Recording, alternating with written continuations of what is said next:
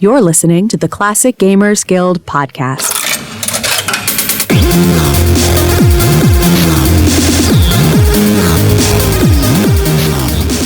Hello everyone, welcome back to the Classic Gamers Guild podcast.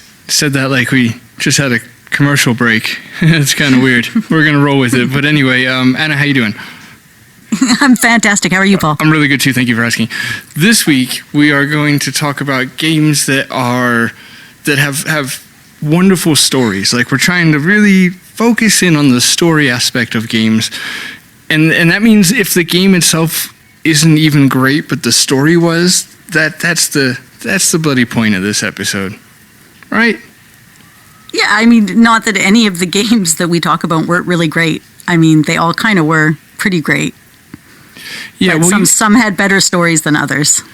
You brought up a good point previously in the director's cut that probably won't be released. That it's hard to talk about games that had a great story, but the game wasn't great because, as you said, you don't really tend to finish those games because they're not great. So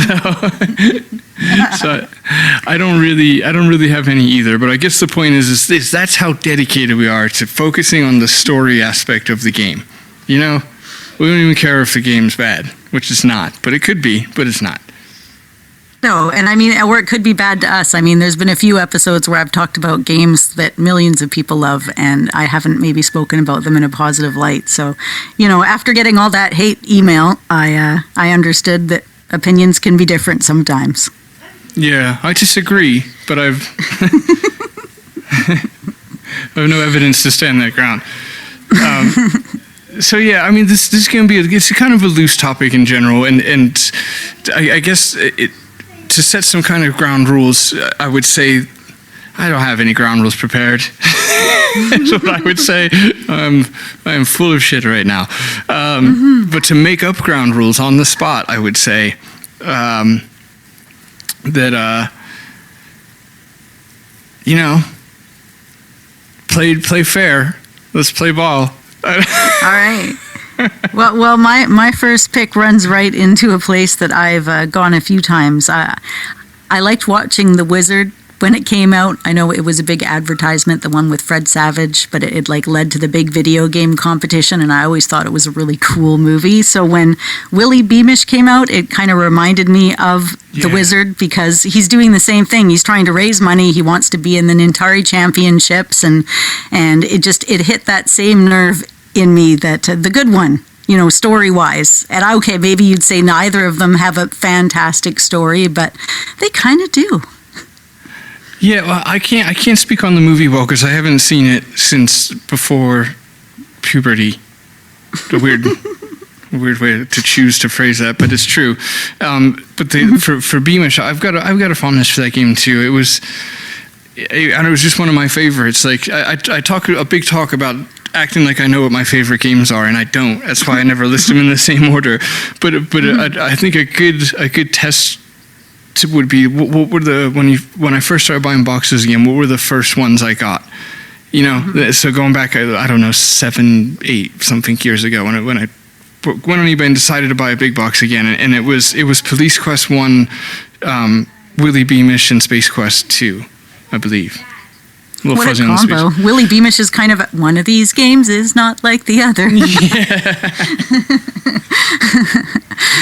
Oh, I had the best memories of that game. I mean, I had like nightmares from the babysitter with the wormy pasta. Ugh. Oh yeah, she was such a bitch. Yeah, it's weird. It's weird to play it again now, and remember that like my memories of that game were at a time that could actually scare me into sleeping poorly for a few days. You look at it now like, wow, that's embarrassing. But yeah, you're right. It's hard. How do you judge it on the story? So it's a boy who has a clear goal, a good goal. I like that one. It's relatable, especially for, you know, us nerdy PC gamers back in the day, where it's like, we probably wanted to go to a Nintari Championship, so check marks there. The Ghost Grandpas, that's a little weird, but, you know, there's a B story going on. That's cool. And then the dad loses his job and ends up working for you know, the bad guys, for lack of any descriptive words. And Yeah. yeah, I mean, but they don't know just how bad of bad guys they are. I mean, to start it off, the company itself, they're kind of like bad guys, but then it just goes super deep into that side of things, which I didn't pay much attention to that side of the storyline when I was younger either. Yeah, as a kid, I picked up on the weird sexual thing going on between what's her name, Leona, I think. Leona Humford. Yeah. Well, I mean, her name alone, right? yeah, where like she's riding her. She's got like a Smithers. If you haven't played the game, she's got like a Smithers kind of guy. Lewis. Yeah, exactly. Like proper sycophant kind of relationship thing going on, but there's this one scene where she's watching TV and he's on all fours like a horse and she's riding him, and it's very out of place in the game. So, maybe it's not. I don't know.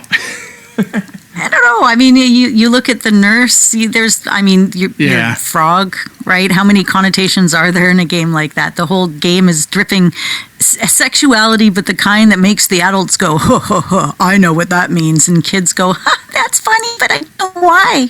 Yeah, exactly. Yeah, I mean, I like how Willie Beamish goes from beginning to end. I mean, he has a goal. Stay out of military school, get into a competition, play the game right. Spoilers, you claim victory of the championship, right? That's a satisfying story. Yeah, exactly. No, I'll get behind it.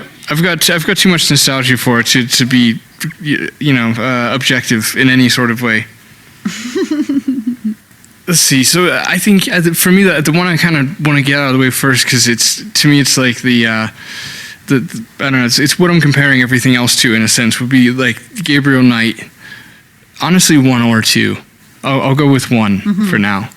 But for me, that would be like, if I was trying to describe what I meant by just the game story itself, where it's like you could extract the story from the game in that case, and it would read really well as a movie or a television show or a book, which I know, obviously they were, but you know what I mean. Just it's got great writing at its core. I mean, you've got real actors in it. You've got great writing, and I mean, you have it written by a writer who wrote even under a pen. There's Jane Jensen did some amazing stuff. I'm not surprised. It was an amazing game, and I mean, the graphics were just pretty amazing for its time. Yeah. So. Blow you away on all sorts of different levels. Yeah, exactly. It had everything a story needs, in the sense of intrigue and excitement and suspense and trying to figure out identities, and it did everything right. But I don't know. I guess just the storytelling specifically, and I guess Gabriel Knight 2 definitely belongs in that same category, where it's just I feel like I could have been happy just clicking screens and listening to that game. Like, the puzzles were great too. That's one of the things that makes it such a well-rounded, like, kind of, I guess, masterpiece, really, the Gabriel Knight 2 game. But was the fact that the puzzles were fair. I don't. I'm sure there's probably one or something. I don't remember, but the puzzles in that game were like that perfect balance where they're not obvious, but they didn't take too long to get. It had it all. That. Taking even back with Fangoria, they're like, let's make these games accessible to everybody, not just people that are hardcore gamers. And I really think they worked hard to continue that tradition with the Gabriel Knight, even more experience. Right. Yeah. Exactly. And I've heard from I think a few people. I think one of them is Sean McCauley, a mate of ours in the Facebook page and group, which go bloody like it or whatever, join it, that stuff. But he was saying that, I think it was him, sorry if I'm wrong, mate, that the Gabriel Knight 3 was maybe the best story of them all, or was maybe, if not claiming that it was the best of the 3 or his favorite of the 3, that it's so much better than you would imagine because of all the shit that game gets. Like, behind the mess of that game is actually apparently a really amazing story. And if I had played it, then maybe I'd have one entry for bad game, great story, but but alas. Well, it's right in that generation of games that I mostly missed at the time, and Phantasmagoria initially was a part of that. But even looking back at it now, it's impressive. That it takes and you don't expect. I mean, you're right off this earthly plane, and you're discussing supernatural stuff. It's so addictively cool. Yeah, no, it really is. Yeah, I just recently replayed that. I think it was around Halloween time for the first time in a while. And yeah, it's just a fun time. Like, I don't know if it was back in the day, maybe it was experienced on a different level, but it's aged with the rest of us. So now we can go back and enjoy it as like a kind of like a B movie. You know what I mean? Like, if you look at it in that sense, it's a really good time. It's really well, silly. And if you look at the use it, how much cost, how much work goes into it, the cast, the names, everything about it is just, it was so big for some company that started out making little pixel games and parser games and stuff. It's just amazing how much farther they could have gone. Or I guess it's disappointing that they weren't able to go too much farther after that point. Yeah, and that game, it's worth revisiting too, because it's easy to get carried away with like the tropes of it, like we do with Cedric and stuff, and then you go back and play King's Quest V, and you're like, he's not that bad. With Phantasm, when I went back and played it, David's acting, his performance stood out to me as amazing. Like I didn't remember it. I don't think I looked for that stuff, I should say, the last time I played that game, over a decade ago. Wasn't, looking at it in that sort of critique light or whatever, but he did an awesome job as him. It was just, there was a lot of things about it where going back, it was really charming. And, I guess I should add Phantasmagoria 2 to the list as well, because I played that also sometime around this Halloween for the first time. And that game was amazing. Like, I don't know, I don't want to over talk it, and then I'm wondering how much of my enjoyment was due to the fact that I expected less than nothing. Like, I expected nothing. I don't even know why I played it. Like, I didn't see myself ever really playing it. I had no interest. I expected nothing, and it was great. It was really good. The ending gets a little out of control, which is a weird thing. There's certain films and games and stuff, they go super strange at the last second, and it's like, It's often somebody's vision. Yeah. Like, oh man, I see this, and it's really going to just like shock everybody or make everybody think or drop everything, and often it's a time circumstance. Right, right. You can't understand it now, but it was meant to make sense at the time, but on Thursday, it didn't make sense anymore. yeah, exactly. So, all of those are new-ish games. I've even brought with me a game that is even newer than that. I don't know if you've ever played any games much from Didactic Entertainment. No. Did they do Deponia? Yeah, I think so. Yeah, and Edna and Harvey: The Breakout is the one I'm thinking of specifically. Okay. And the reason I bring this up is it's set in a mental institution. Like, this girl, she wakes up and she's got her goes from there, and the whole game goes all the way through, and they even leave the mental institution, and it's all intertwined all the way through, and then at the end of the game, it's even directly involved to the beginning of the game and the rabbit, and there's ends tied, and it was just, if you haven't played it yet, it's a great adventure game to check out. Yeah, I've never played any of their games. I'm quite fond of there's a YouTuber called Ikifu, and if I'm sure if listeners of ours don't know of him, if you put up with us, you definitely like this channel, because it's a lot of the same stuff, but with moving pictures to go along with the voice. But no, he does a cool little series called Point and Quickie. Very clever. And anyway, he did one on Deponia, and then another one from that company, but it wasn't Edna and Harvey. I don't remember, but both of them, he's pretty fair and balanced, but he didn't like them, and he gave a solid case as to why he didn't. So I was like, yeah, I'll probably with the 100 games in queue, I'll probably skip those then. Yeah, well, I have a soft spot for games set in mental institutions. Yeah, well, it's funny you should say that. In a rare transition that's smooth, I have Sanitarium on here. See, and I thought about that because, the story gets so weird as you get further along into the game, doesn't it, though? It's got a little bit like, what were they thinking here? But otherwise, I mean, because it's like at the beginning of the game, he knows his name, he doesn't know his name. It's like, do you know your name or not? Can I tell you your name? Yeah, it's funny. I was thinking that too. I'm like, should it make the list because of the weird parts? And the weird parts that for me would be so for those who haven't played it without. Well, no, we kind of have to spoil it without detailed spoilings. But the basic premise is you've been in an accident, you wake up in a sanitarium, and it's basically like a trip through the playable character's psyche.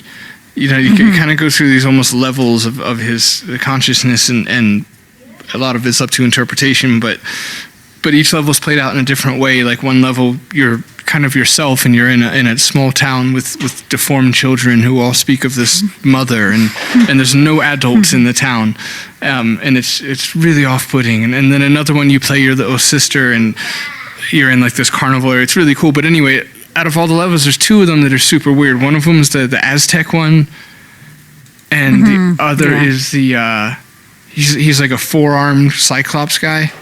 It's like an insect world.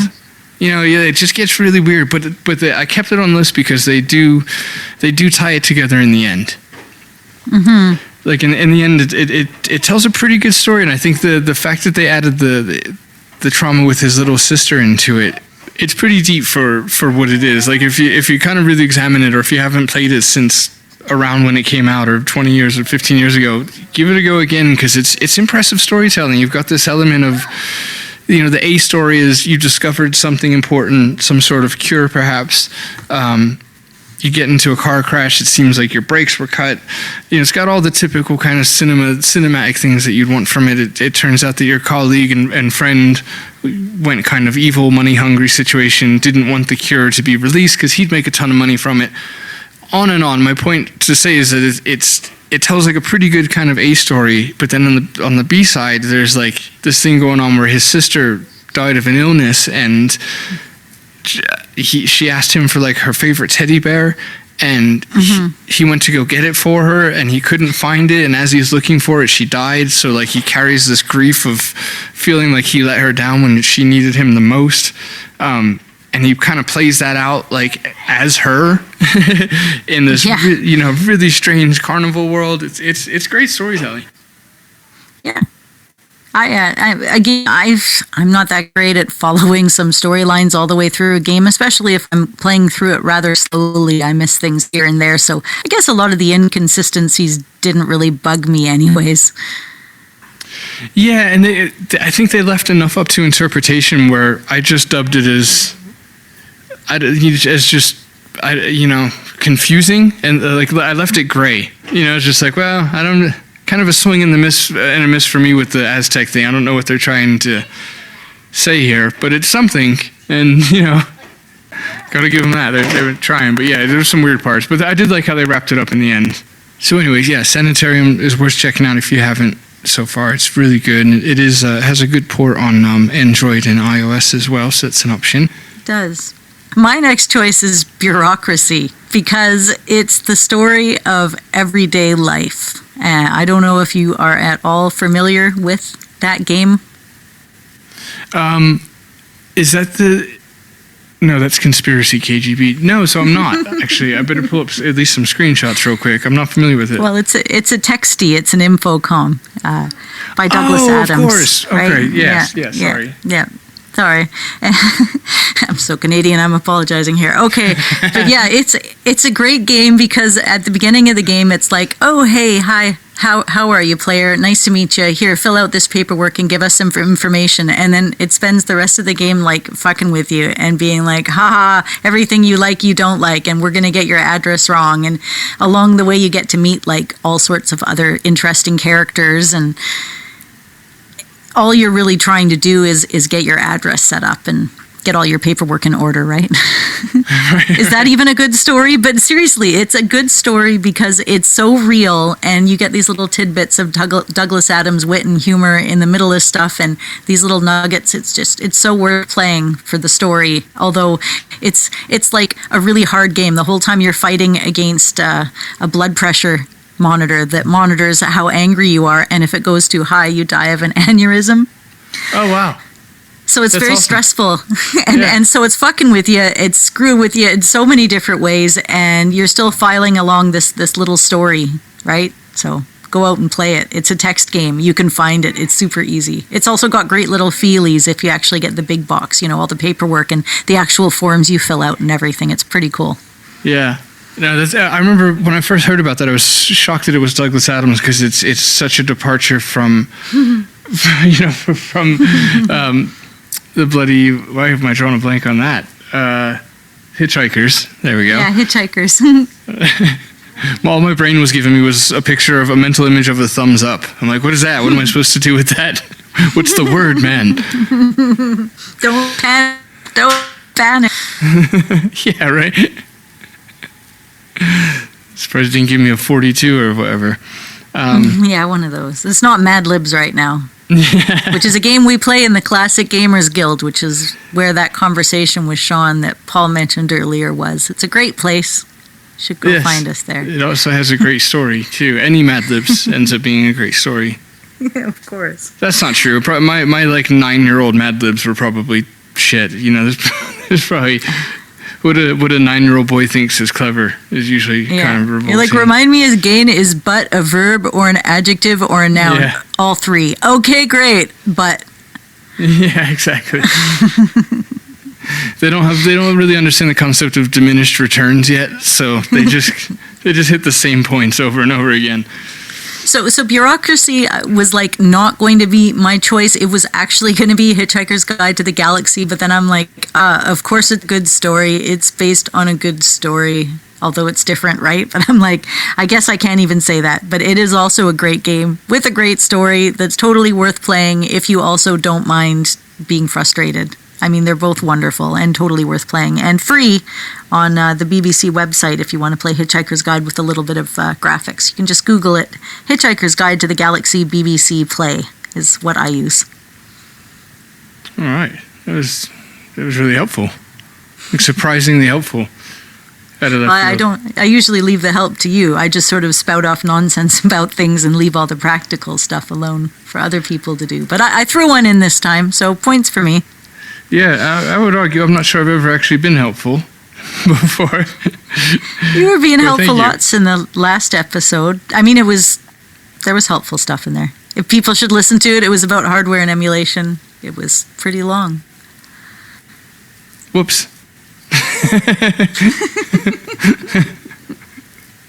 But that's bureaucracy for you. Yeah, exactly. And go play. I wanted to put a text adventure on here, but the only one I finished is The Other Goddesses. And it's great and I had fun, but just, not list worthy, I guess, since all of a sudden I'm casting judgment for some reason. I just had to stop myself from buying that game. Somebody was selling it on Facebook Marketplace. It's beautiful. It's got those lovely little feelies too. There's a scratch and sniff card, I think, or something. There's a bunch of stuff in there. Yeah. No, it's a scratch card. It's not a scratch and sniff. This isn't a Larry game, guys, but there's a scratch card in there. Is that the one I think it's the one with the 3D glasses. I think Maybe. So. Maybe. Yeah, probably. I don't know. Yeah. Good stuff, though. I'd bet on it, but not a lot. Those Infocom big boxes were a story. Like, they were great. I loved the big boxes. I liked the contents. I liked the contents in the Hitchhiker's Guide to the Galaxy was great, too. You get a little Don't Panic pin, and you get some belly button fluff, and the microscopic space fleet, so it's really good. The safety sunglasses that go dark whenever danger is around. Yeah, I'd seen in a wonderful documentary on specifically Infocom. It's on YouTube. It's you don't need specific keywords. You're not going to pull up a whole lot when you type in Infocom documentary. it's one of them three at the top there. It's really good. I think I posted about it in the guild like a year ago or something. But they basically alluded to the fact that it was you can't really prove it. There's no definition of as far as feelies are concerned, but they basically influenced / made feelies a thing, Infocom. So again, I can't back that up from experience. I don't know enough about the subject, but they themselves claimed it. So for what that's worth. Well, yeah, I mean, not a lot of early Sierra games had actual feelies outside of what Leisure Suit Larry 1 had a napkin. I mean, how many had feelies outside of booklets and papers? Yeah, that's true. That's true. There wasn't a lot that actually came with something physical. No, and Willie Beamish, which we talked about earlier. I mean, you've got the watch and stuff. Well, yeah, I don't have the watch, but I think you had to send in for the watch, though. Yeah, the stickers is all. They came with stickers. Yeah, like I could be wrong, but I think you had to like send in your UPC code or whatever, and $5, so wait 7 months for it to come in the mail. Which is why they're so bloody hard to come by. Yeah, they're up there for I don't know, Rolex prices. Sorry, I was trying to think of a watch brand that's expensive but not Rolex expensive, and I got nothing, so I just just went with that. Pretty much is. The ones with the Indiglo, what was the big deal in like '94? You remember that when Indiglo watches came out in like the early '90s, I think, and it was super exciting. You pressed a little button. Yeah, I got one. I was like, you can see the time. I remember telling my friends, you can see the time in the dark, and then I'd do it. I'd be like, whoa, it was so good. Darkness will just no longer get in the way of myself knowing the time ever again. I have a flashlight everywhere I go that only shows me the time and absolutely nothing else. Yes. Oh, and the date maybe, if you were fancy, right? Stopwatch. It's a great flashlight for when you need to see 13 centimeters from wherever your wrist is. Exactly. You could basically use it to tell which color M&M you had in the movie theater. I think that's as far as it went as a flashlight. It's important. Wait, I should have said Skittles. You don't need to know the color of an M&M. It's a little more important with a Skittle. But I digress. Speaking of Skittles, you know what has a good storyline, I think, is The Dig.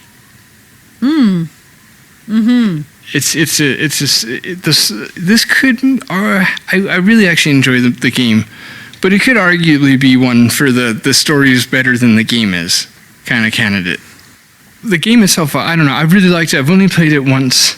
I did use a walkthrough because I think a while ago I'd said something along the lines of like it's the worst puzzle to best game ratio.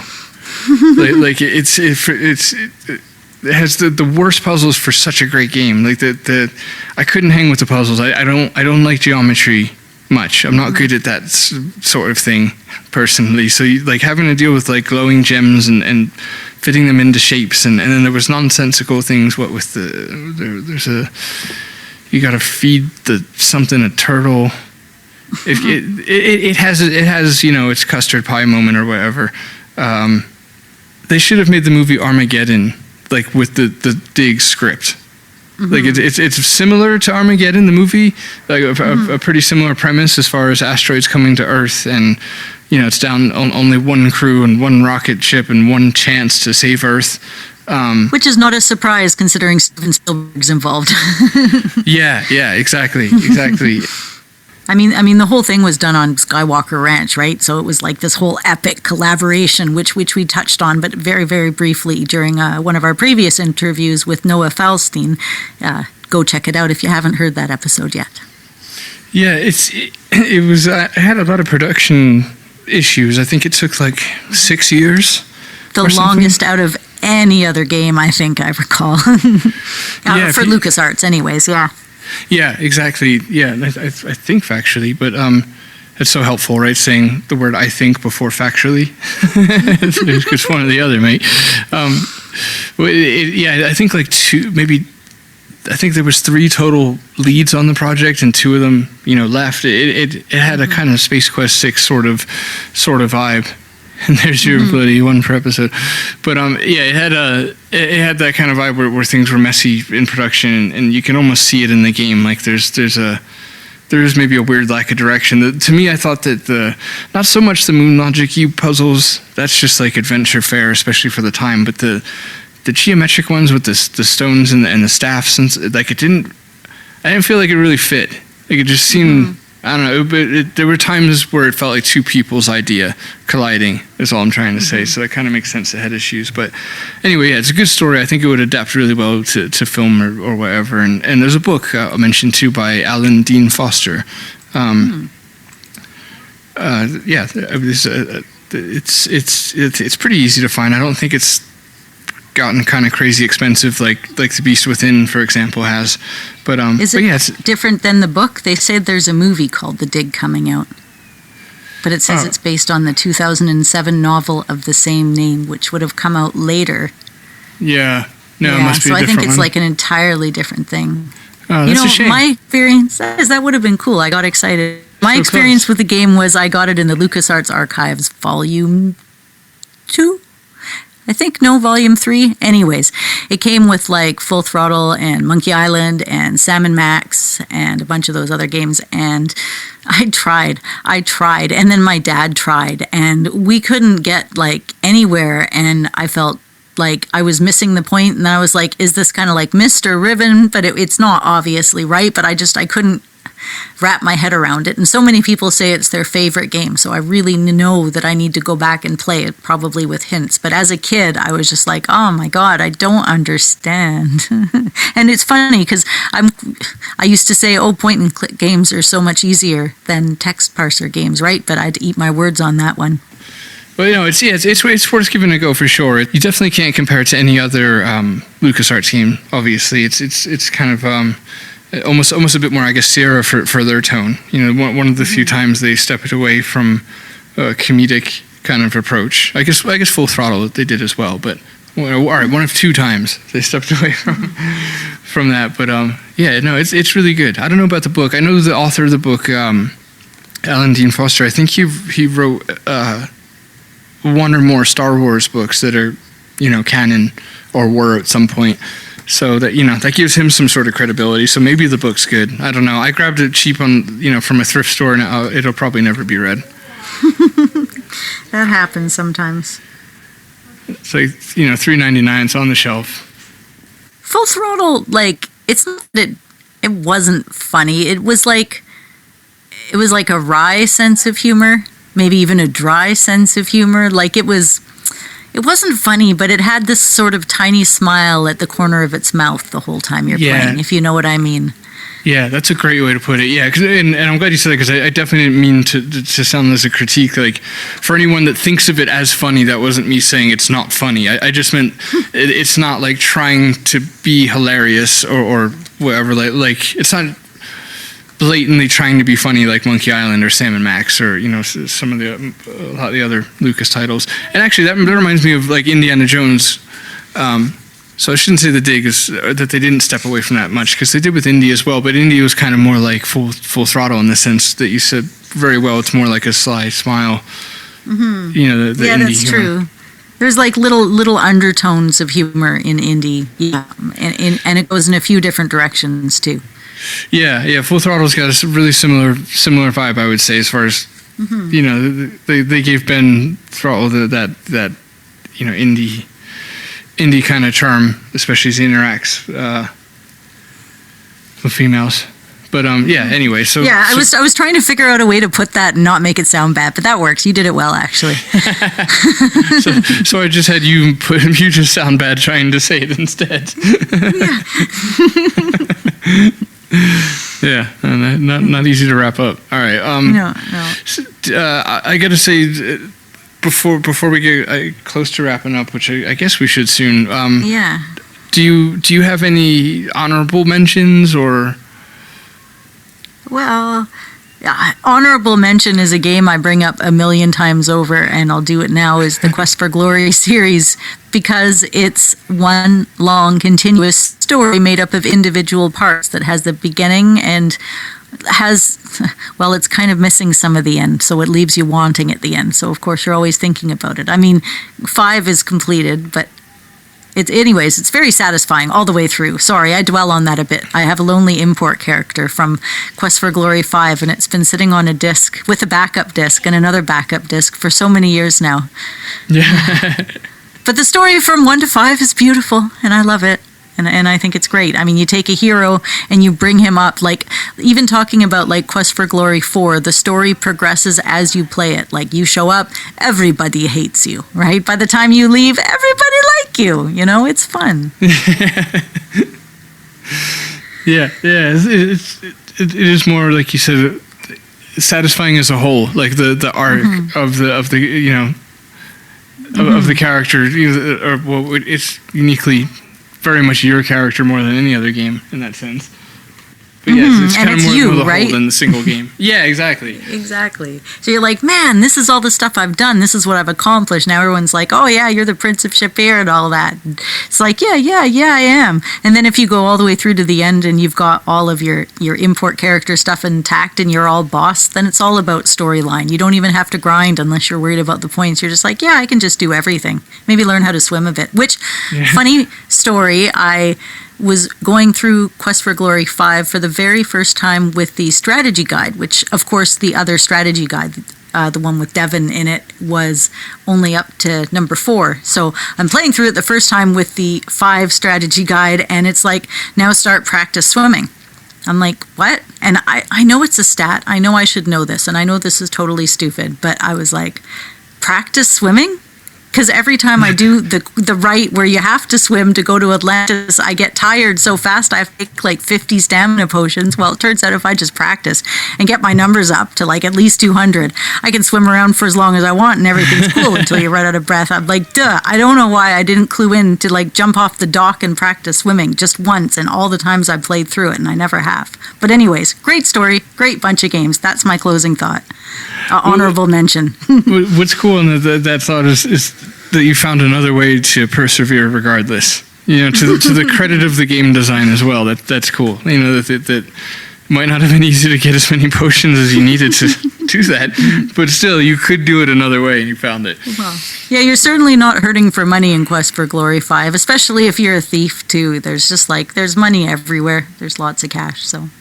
And I mean, I just play the game with the parrot, the 3 in a row in the color game, and that's easy. So I just play that for a day and get tons of money too. Yeah. Well, you know, you mentioned a second ago too, like left you kind of wanting the story as a whole, and you know, obviously, I think Space Quest did as well, and among many others. But it's so we kind of like really want the, like, you know, more finality or that one more game, but also it's almost kind of nice that it doesn't happen, because then it lives on forever in a way. You know, exactly. You just keep dwelling on it and coming up with, you know, really keep it alive that way. So it's a weird relationship where as much as we want it, you know, it wouldn't be even a big deal or talked about all that much of it if it had happened. What about a little program? Can someone make a program like a little hero retirement community where we can take our import character and free him from the confines of the disc and let him like kick back and like watch Netflix and hang out and maybe play some of his own video games, and he can have like an Antwerp head on the wall himself and stuff. That might be kind of cool. Oh, you know what? Yeah, let's do that, and then set it in the Johnny Castaway universe. Yes, and make perfect. it so it's online. yeah, but and then put it online so like all of your heroes are all chilling together. Oh, dude, it's like the virtual hero land. Yeah, exactly. Yeah, and you can feel good when you go to work and stuff, knowing that they're safe and they're with friends. I'd like to have a place. My original import files are one of the high density 5 1/4 that have it was bright yellow. It was my very first pack of brightly colored discs. And so I took the yellow one and I put my Quest for Glory import files on it. Yeah. That reminds me of like the first time we got those translucent neon floppies. Ooh, yeah. It was so exciting. Felt like very classy people. So yeah, that's my final thoughts, and you know, it's kind of hard, like you said, this episode is tricky. The storylines are generally pretty good. If we didn't like the story, we probably wouldn't have finished it. So I think what I was trying to do, and you as well, was find a balance between those two extremes, which I think we did. Yeah, exactly. I think it came out all right, but I don't know if we made the point we had to make or what the point was, but we said words for a while. There were definitely words for you guys. And hey, you guys can always shout some words back to us. You can find us on Facebook. We are a group and we are a page, facebook.com Classic Gamers Guild. You can also find us on Instagram. We occasionally even post up episodes there at CGG Podcast. You can find us at Twitter. Send us a tweet. That would be pretty cool. The CG Guild.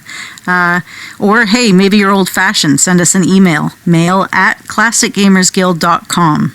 And also thanks to all of our Patreon subscribers. You help make this podcast possible, as well as our extra special thanks tier. Thanks a lot for being there for us. Jay Holmes and Mark Fillion, you guys are awesome. And any last words? Don't do murder.